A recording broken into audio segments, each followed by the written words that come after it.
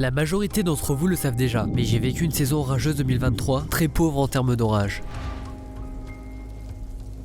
Après l'orage du 24 août, j'ai réalisé qu'il restait seulement un mois pour tenter de faire quelque chose de grand, pour tenter d'accumuler un maximum d'images. Alors en ce mois de septembre, je vous emmène avec moi pour vivre l'aventure de la dernière chance.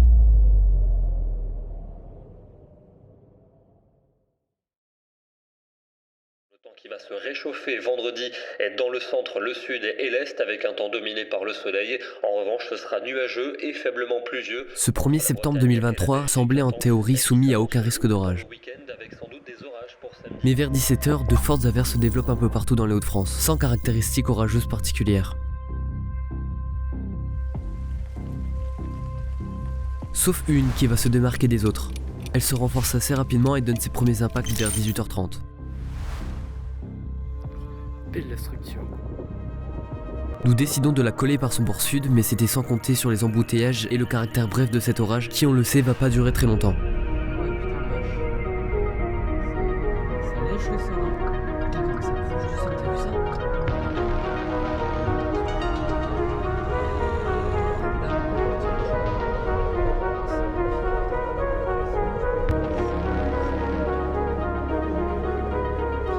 L'orage forme un magnifique arcus à l'avant.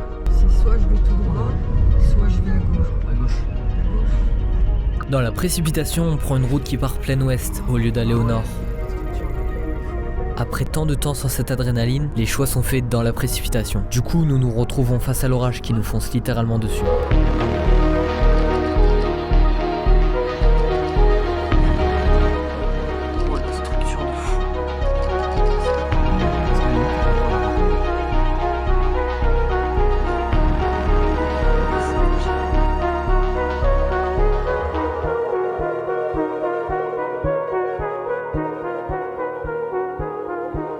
Il est maintenant trop tard pour faire demi-tour, alors nous décidons de nous arrêter.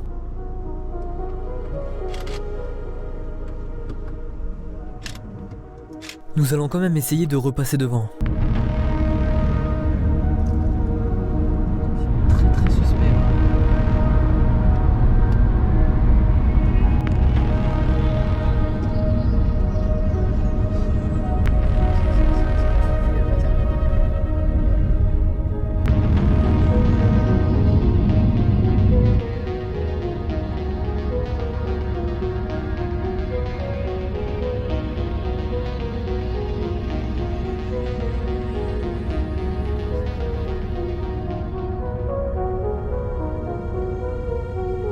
Mais à l'arrivée de la tombée de la nuit, l'orage va finalement s'essouffler.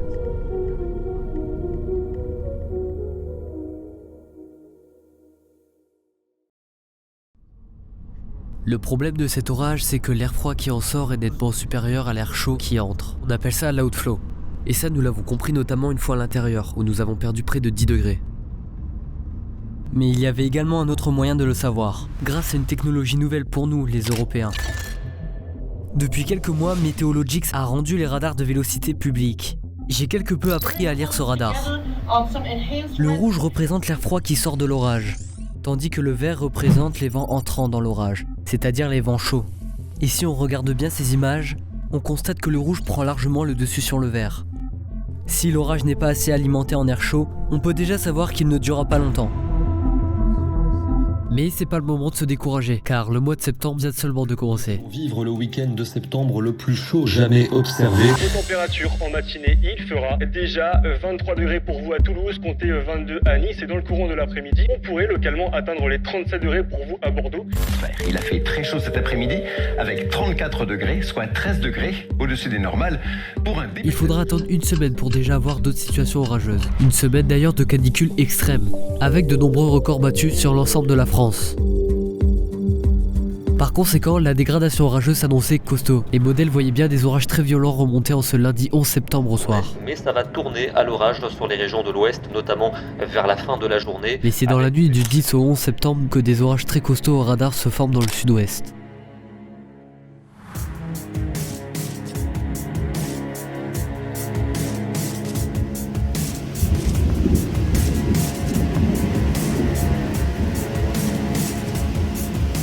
D'après les premières vidéos qui reviennent des chasseurs présents sur le terrain, la situation semble sérieuse.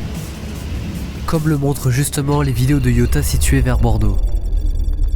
Mais après son passage sur Bordeaux, l'orage adopte plutôt une physionomie d'amas multicellulaire très pluvieux, Oh la tonne de flotte.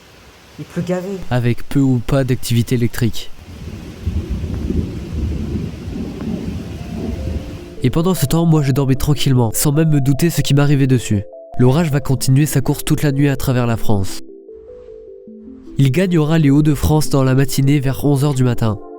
Comme vous pouvez le constater sur ces images radar, l'orage a bien perdu en puissance. Mais je suis pas découragé pour autant, mais il y a un autre problème. L'orage atteint Amiens à 12h50, mais mon cours se termine à 12h55.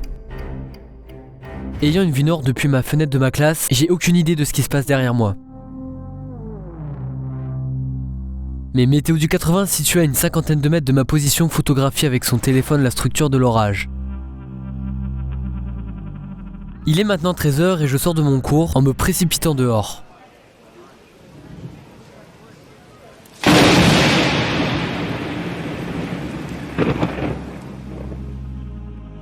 Il est 12h56 et un premier fracas se fait sentir à seulement quelques centaines de mètres de moi.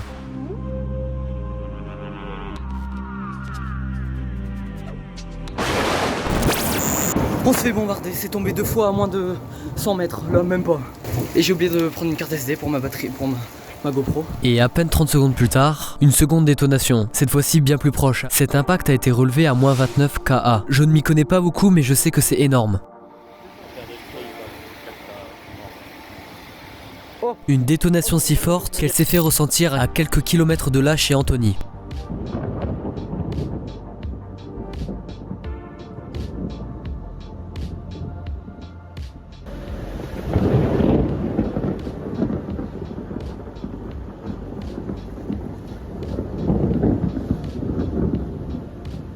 C'est à peu près tout pour cet orage, mais cela reste quand même le jour où j'ai eu l'éclair le plus puissant et le plus proche de toute ma vie.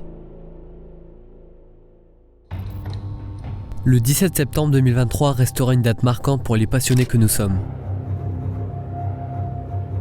Comme bien d'autres évidemment, mais ce 17 septembre, le potentiel est présent. L'air est anormalement chaud pour la saison, et une dépression située au nord de la Bretagne va ramener de l'air froid en altitude. Dès lors, des orages importants sont annoncés sur une grande partie de la France. C'est une tornade qui s'est formée sur la commune de Saint-Pierre-des-Landes. Vigilance pour 33 départements d'une large partie ouest du Un temps pays. lourd et instable prédomine ce week-end. Au petit matin du 17 septembre, il fait déjà doux avec des températures avoisinant les 20 degrés. Mais cette douceur va rapidement se faire écraser par une étouffante chaleur dès l'après-midi, avec des pointes dépassant les 35 degrés. Et comme prévu en milieu d'après-midi,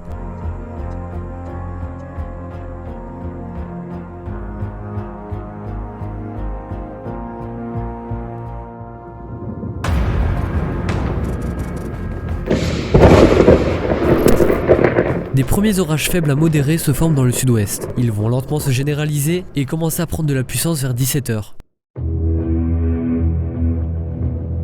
Vu du ciel, on distingue 2 gros systèmes pluvieux orageux, mais c'est le plus gros paquet plus au nord qui va m'intéresser. Pendant plusieurs heures, il va remonter vers le nord-est, jusqu'à m'atteindre vers 22h. Ouais, il y a eu plusieurs impulsions dans le flash en fait. Chut, chut. On va pas faire un pétard comme sur toi. Une zone d'instabilité sur toi. Yes, trop bien. Et c'est en appel avec BDV Météo et Suinstable que je vais vivre ce moment. Je sais pas si vous entendez. Oh là là. Oh, je l'ai vu. Oh là là là. Incroyable. Oh, le coup de canon. C'était du riz. Oh putain. Je peux. Oh, le truc qui te fonce dessus. Chut, chut.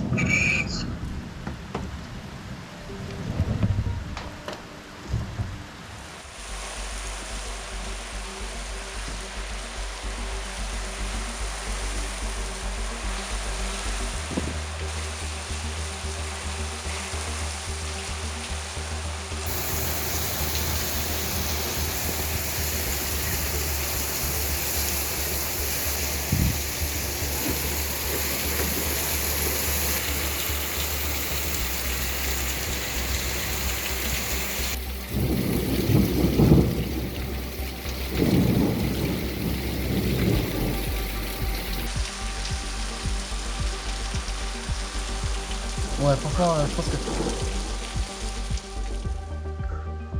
Et ouais, je suis au nord d'Amiens, ça va se faire. Oh la terre. Oh, C'est quoi ça? Tout Amiens éclairé. oh bah oui, bah je l'ai vu. Les gars, je l'ai eu. Chut, chut.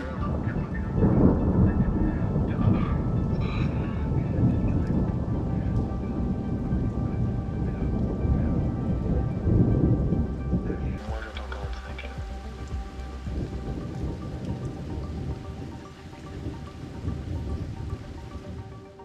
Je vous remercie infiniment d'avoir regardé cette vidéo jusqu'au bout. J'ai pas publié de vidéo depuis un certain temps car ce genre de vidéo est très longue à produire. Je remercie infiniment à toutes les personnes ayant participé à cette vidéo. Leurs réseaux sociaux sont dans la description. Et maintenant je vous donne rendez-vous dans quelques semaines pour une prochaine vidéo qui parlera de cet orage historique du 12 décembre 2023.